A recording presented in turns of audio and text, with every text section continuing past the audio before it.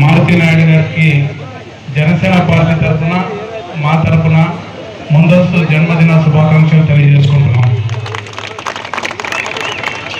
ఈ దాదాపు రాజకీయం అనేది సేవతో ముడిపడి ఉంటే అది చూడ్డానికి కూడా చాలా అలంకారప్రాయంగా అందంగా ఉంటుంది.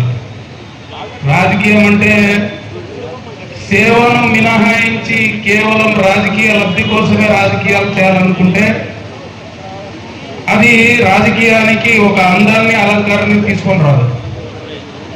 సేవ చేస్తూనే ఒక నాయకత్వ లక్షణాన్ని ప్రజలకు తెలియజేస్తూ రాజకీయంగా కూడా ప్యారలల్గా ఎదగాలనేటువంటి మనస్తత్వం ఉన్నటువంటి మారుతి నాయుడు గారు కూడా ముందు ముందు రాజకీయంలో మరింత ఉన్నత పదవులు సాధించాలని, ఉన్నత స్థాయికి వెళ్ళాలని జనసేన పార్టీ ఇన్ఛార్జిగా అలాగే ఆయన సోదరుడిగా ఆ భగవంతుని నేను మనస్ఫూర్తిగా కోరుకుంటున్నాను.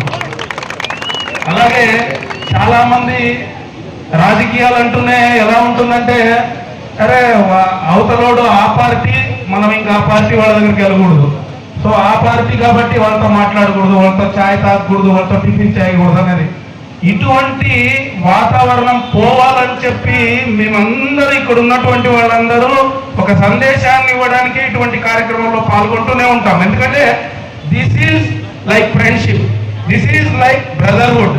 పార్టీలు వేరైనా, మార్గాలు వేరైనా, ఆశయం అందరిది ఒకటే, ఆదోని నియోజకవర్గ ప్రజలకు సేవ చేయాలనేటువంటి ఆలోచన. కొంతమంది గిట్టనోళ్ళు గిట్టని విధంగా మాట్లాడినా వాళ్ళని క్షమించేది తప్పితే ఇంకో మాట మేమేం చేయలేము.